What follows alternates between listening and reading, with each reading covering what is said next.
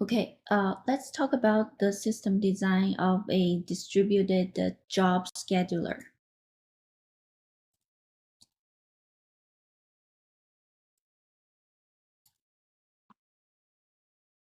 Distributed job scheduler. So let's focus on functional requirements first.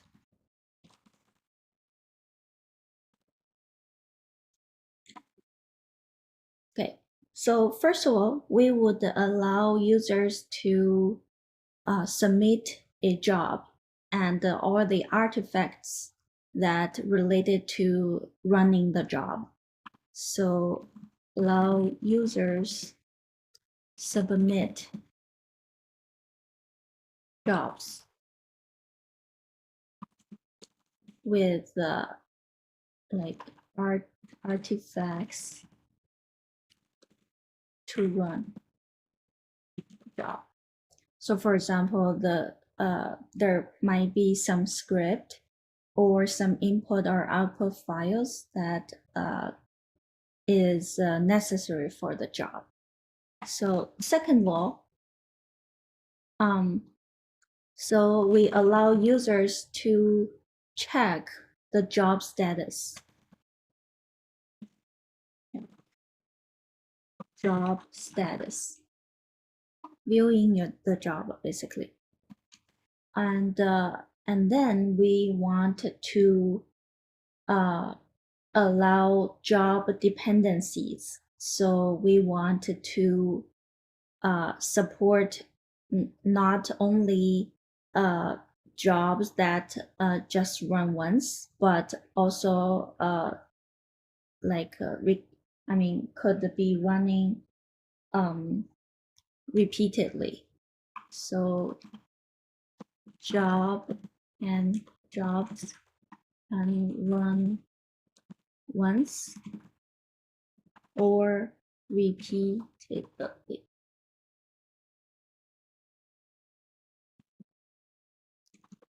Also, as I've talked about, jobs have dependencies.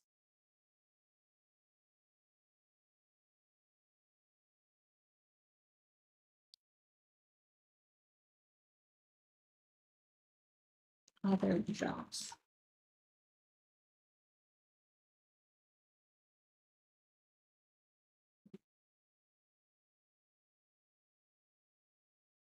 And can be dependencies of the other jobs. Okay, let's focus on the top 4 functional requirements, and for the non-functional requirements.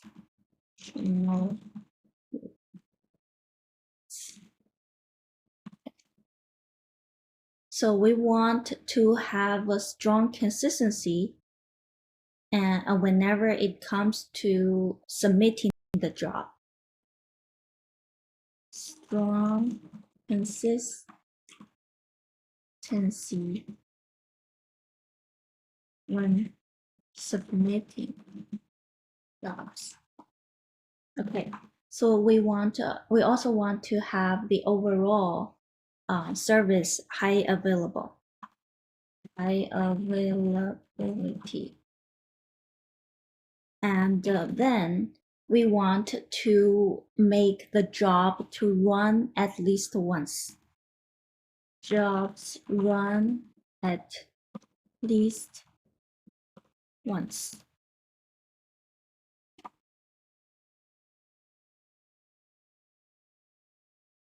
And what else? And we also want to have a scalability of concurrent support scale in hundreds of millions of jobs. Okay, so basically we want to have a large scale job scheduler, and it has to be distributed to support these many jobs. Okay. Other than that, we might need so we might have some other things like monitoring or observability of the job scheduler. So this can be to do if we got time. Okay.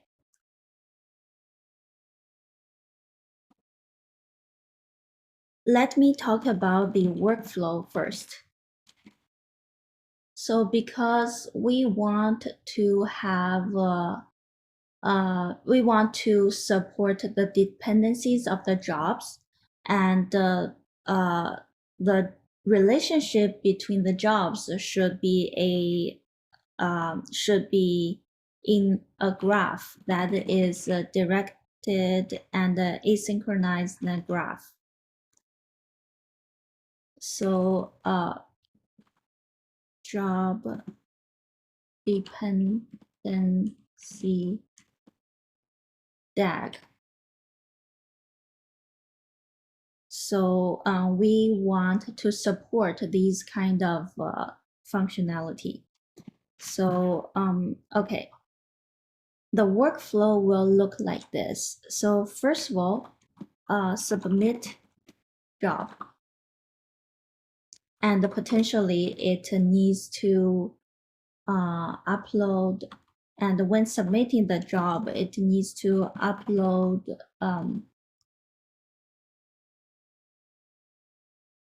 artifacts to run the job. It needs some metadata of the job, including the dependency relationship.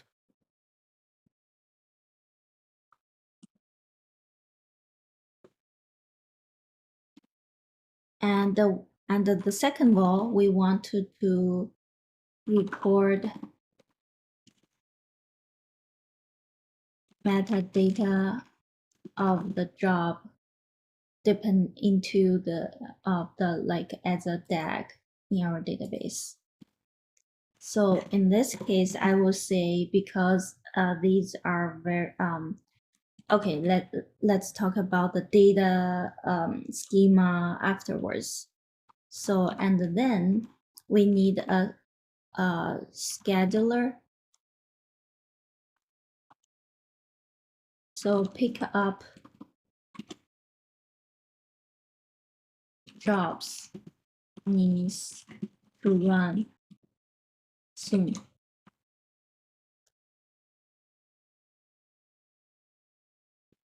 And send to workers.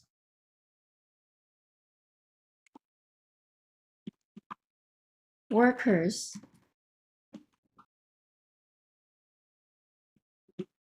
run the job.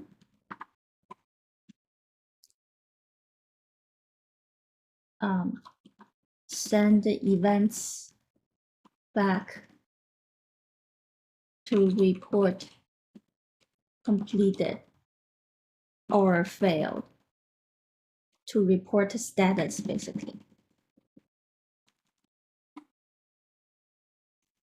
Update database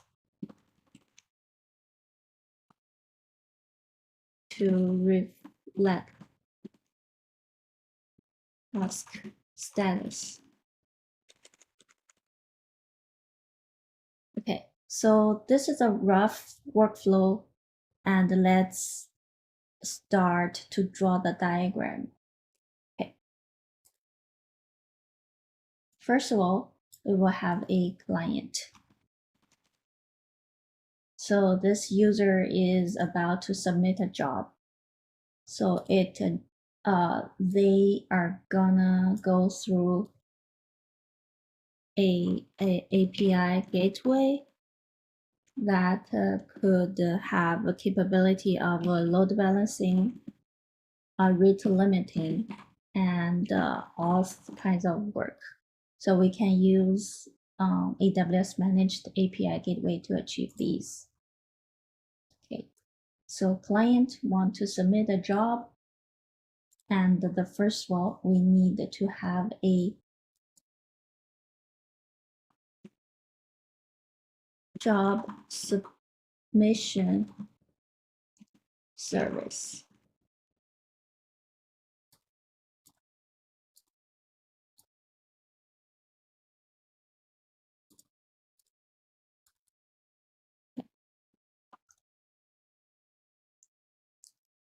Handle submission job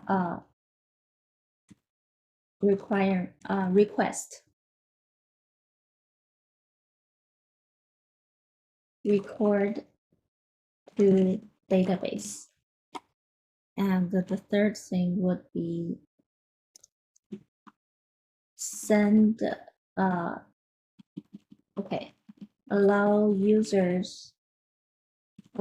client upload artifact.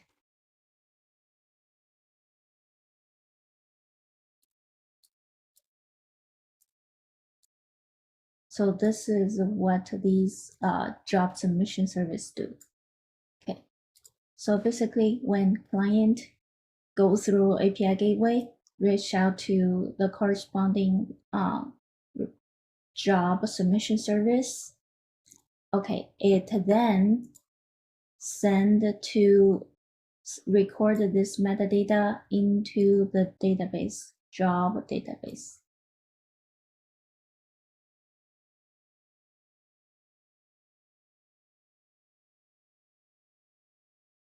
Okay, and then it sends back to the client as the S3 location and allows users to actually upload the artifacts to S3.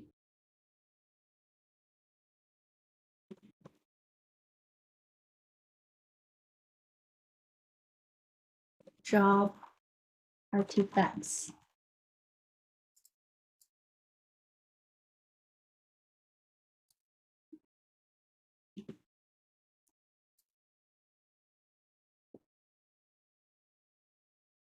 Okay, so it's basically returning to the client as a S3 URL to allow users to upload their documents to S3 via different ports. So we already talked about how to upload big documents to the cloud in the YouTube video, or something like Dropbox. So we won't talk about these anymore. So basically, it's opening multiple different ports, and probably if the document size is super large, it's gonna chunking the document into smaller pieces and upload in parallel.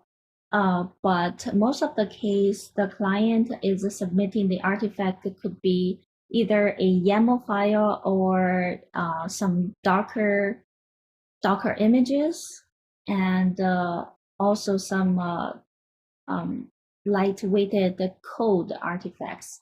So or some configuration files as needed to run the job. So the documents should not be super large most of the cases, but just in case. Okay, so let's get back to the database. Basically, this database is recording okay, job table. First of all, job ID and user, basically who submitted this, timestamp. So, and some other metadata like children. So I would rather use a DynamoDB to for the job database. So and it's basically we could allow some JSON format like this. Children, like children, for example, ID, and status, running status, or running timestamp or so. So for this job ID, we will have the same thing for the parent, the dependency basically. Dependencies, ID, status, okay. This should be some nested JSON. But just to make it simple, I will like ID.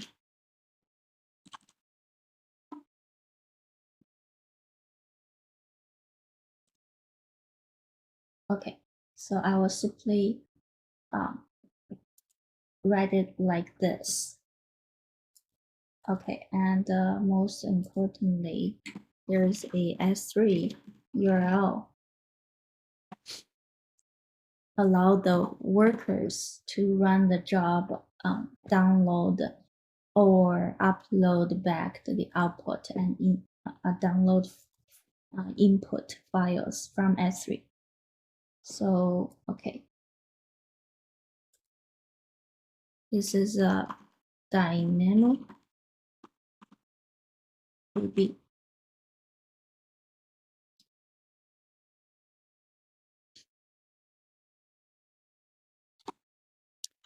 And we basically could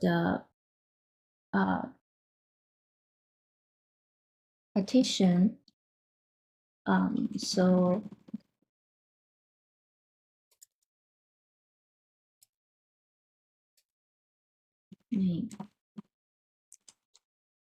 So we could basically partition this via the job ID. I mean, actually, it's better to be partitioned via partition.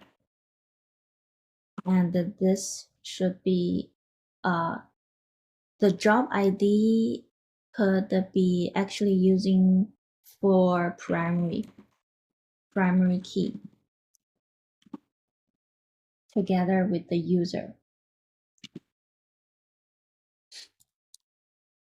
Or we can directly use the ID over here.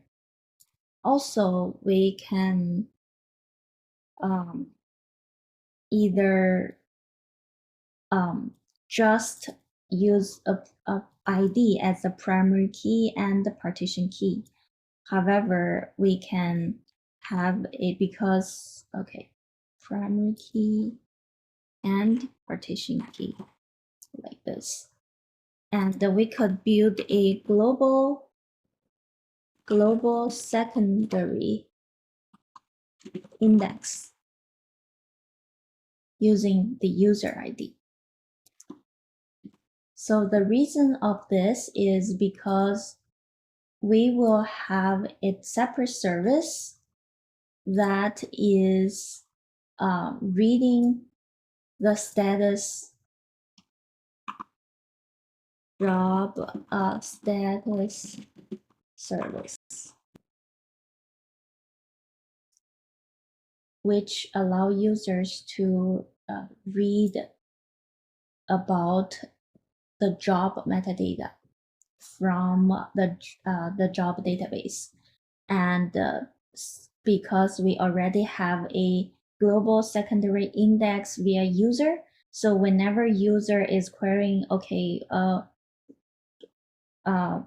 please return me the jobs that submitted by myself.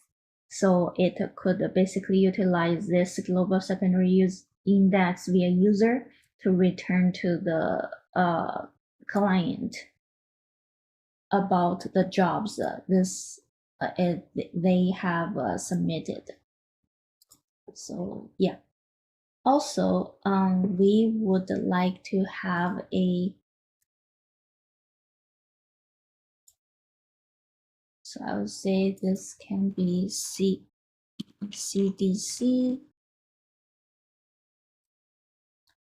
to go to a separate database.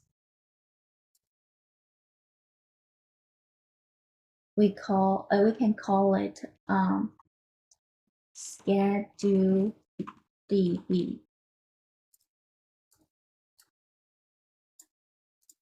So the reason over here is that so we still need some tasks and to record the execution status of the jobs. So probably let's focusing on the schema of that table. Let's say we have a execution table.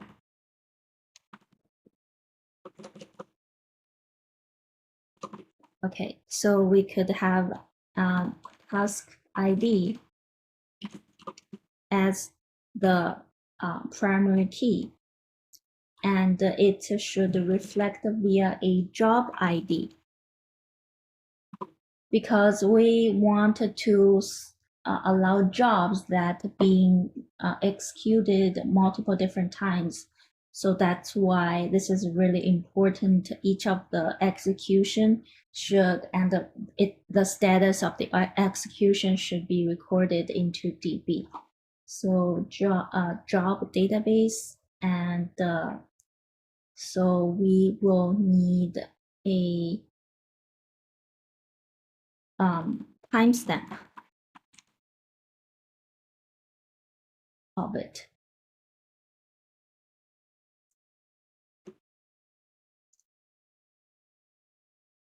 And we could basically have a epoch number. So what does this epoch mean? Because, for example, we wanted to set up a couple of jobs that have dependency with each other, and we want to allow them to run every day and or every hour or so. So instead of directly using a timestamp, it's much better if we just use a like a monolithic increasing epoch number to reflect this set of tasks are running in this hour or this day, and it should not get mixed with the next set of execution of the DAG of the jobs. So epoch number is important over here to reflect the job groups that we're executing in the DAG. So I will need to have recorded and okay.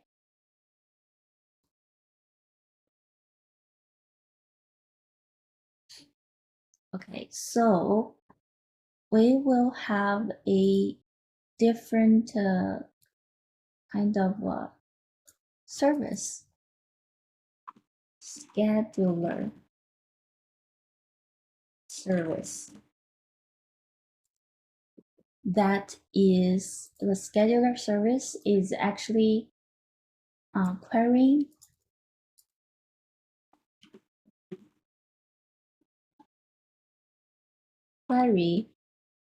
schedule db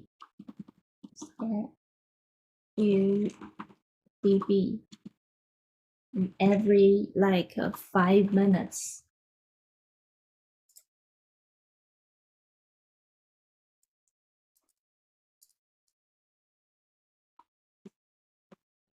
And we want to get all the jobs that needs to be execute within the next 5 minutes. Get jobs, get like tasks needs to run in next 5 minutes and submit to the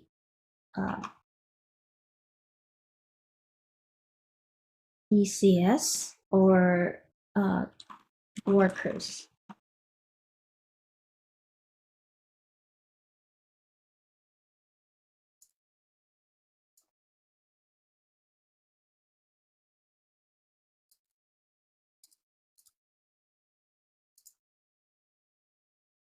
Or even the orchestration, worker orchestration. So in this case, because ECS is AWS managed via Fargate, so it's already managed, I mean, on the back end via like the AWS Fargate. So we don't need to worry about the scaling and the selection of the container, etc., unless we already specified via the job artifact.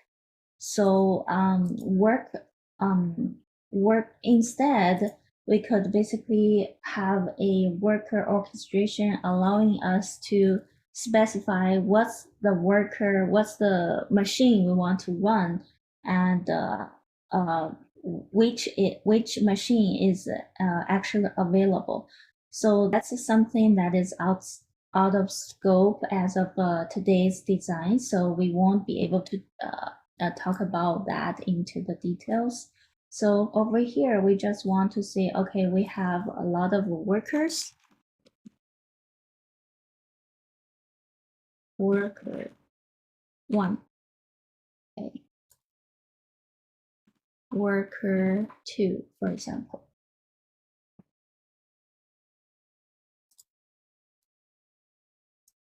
So the key point is for the scheduler service to query the schedule database and submit the jobs to the workers.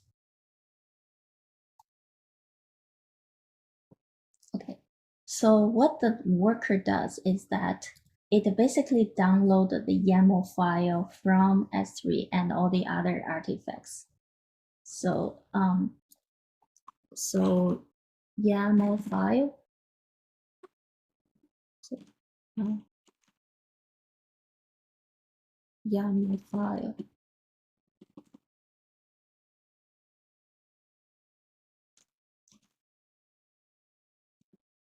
And it could have a stacks of tasks in order to run this job, and it basically would have some Docker file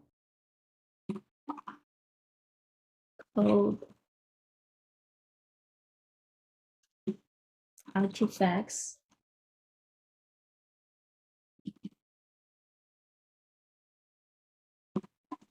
Let's see.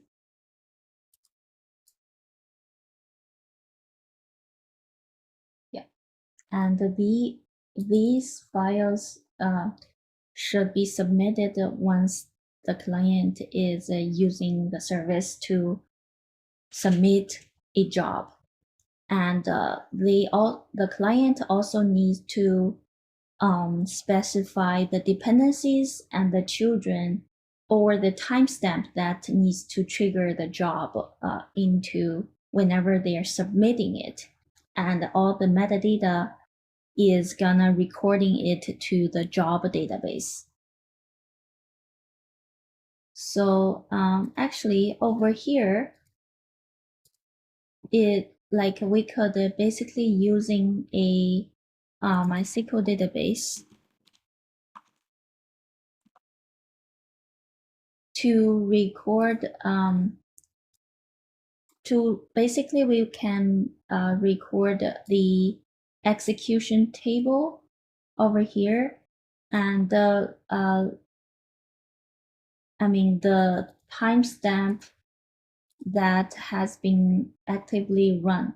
So once the worker has completed the job, it basically need to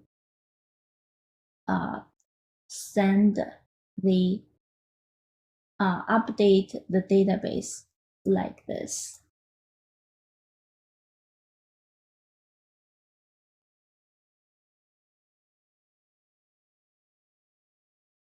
So, okay, see, this is a query.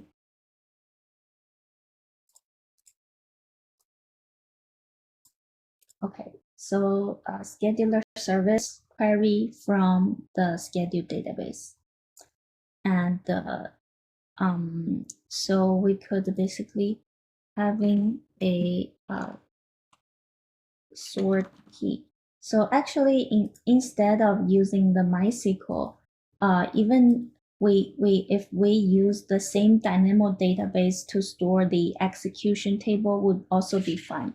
So the way we can do it is we use a task ID as a primary key, and we can partition it via the like timestamp, or we could basically build a global index for timestamp. However, the timestamp is really great over here for the partition key itself. Partition key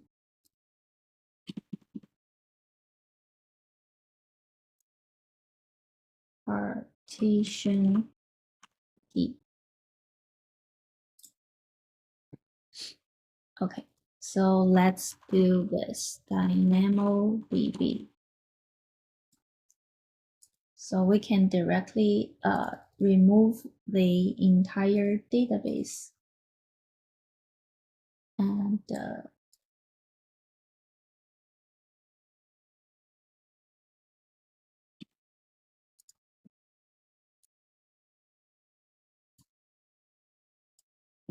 job database and the scheduler database.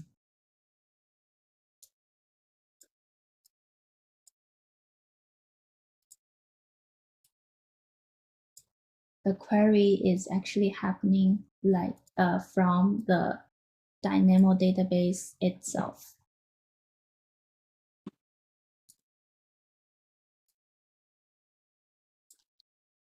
Okay, so service scheduler service is actually just querying the execution table. So the workers will gonna report it back to the job database to update the status, because over here we have a status update.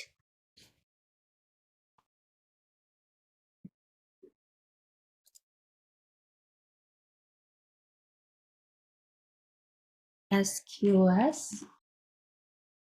So we could basically send from all the workers, we can basically send the execution message to the SQS itself.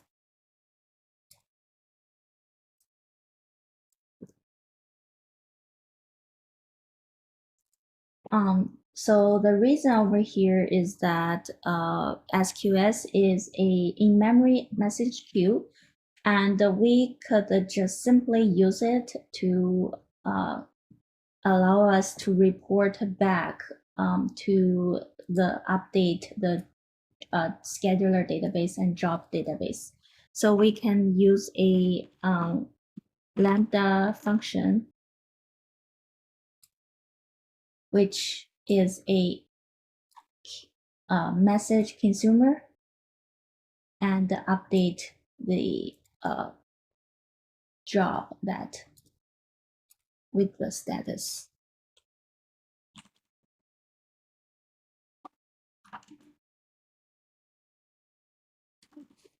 Trigger via SQS message.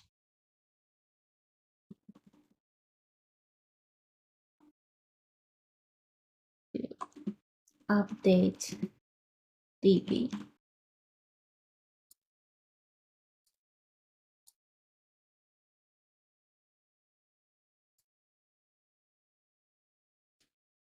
Okay, let's get back to the requirements to see like what else we want to mention. So first of all, we allow users to submit jobs, and with the artifacts that we want to submit to S3, allow users to check the job status. We already talked about we have a job status service allow us to query from job database, and the jobs can run once or repeatedly.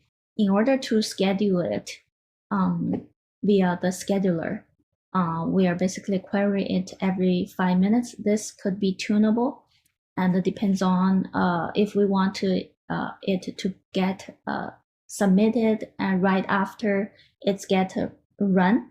So this could be tunable. For example, if we set up, we query it every 5 minutes, it basically needs to query the next 5 minutes, what jobs do we need? And then we submit it to the workers or the containers accordingly. So, and the jobs need to have dependencies, and we have a job table that maintaining all the dependencies of it. And the execution table is also because every time if we have the epoch and we update the status of that, and we check the dependencies, and we schedule another one that needs to be run. Or if the dependencies are already met, and we need to be able to run the next job. So also for the non-functional requirements, we need strong consistency when submitting the jobs.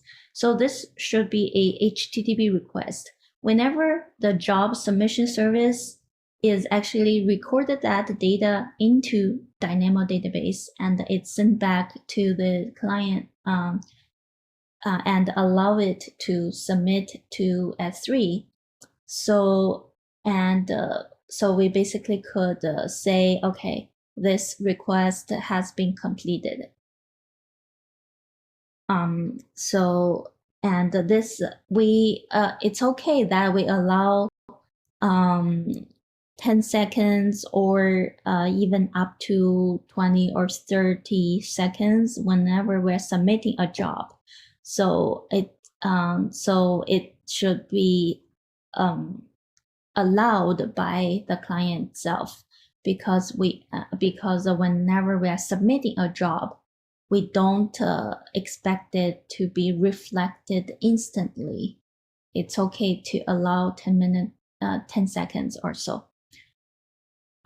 So this is fine. So whenever we're checking the job status of the service, we could basically query it from the database. If we want to be the query process be fast, we could actually, so because the database is basically partitioned via the job ID, and we have a global index via user. If I want to check a particular job ID, the status of a particular job ID, it's fast for us to query.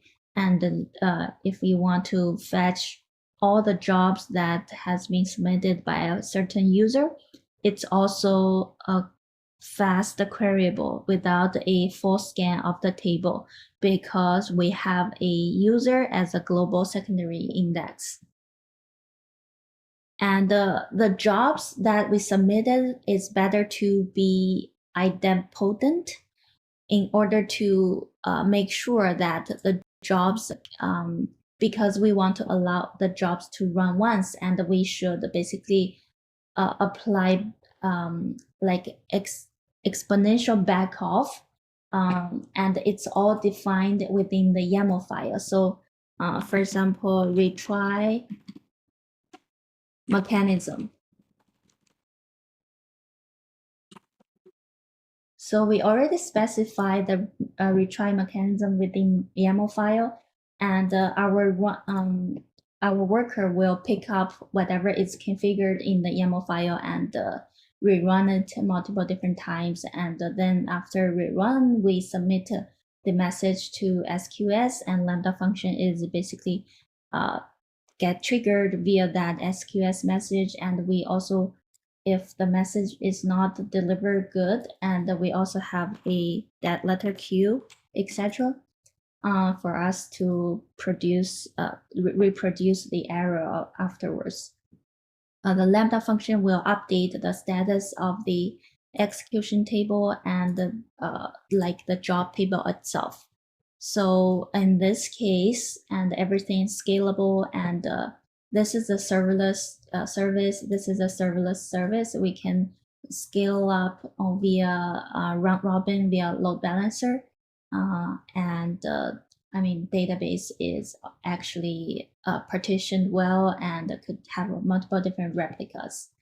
Okay, that's it for today. Thanks for listening.